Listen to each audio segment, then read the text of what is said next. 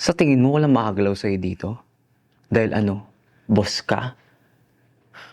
May mga ebidensya nagturo na ikaw ang salarin dito. Kaya kung ako sa'yo, umamin ka na. Ano bang mapapala mo dito? May payo ka ba talaga sa mga tao dito sa San Isidro? Sa tindigan mo, mukhang di ka taga rito eh.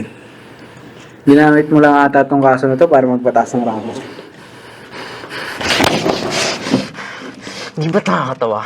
May ebidensya na mismo nagtuturo na ikaw ang salarin dito! Detective, hindi mo ako matatakot. Hindi mo ba ako kilala?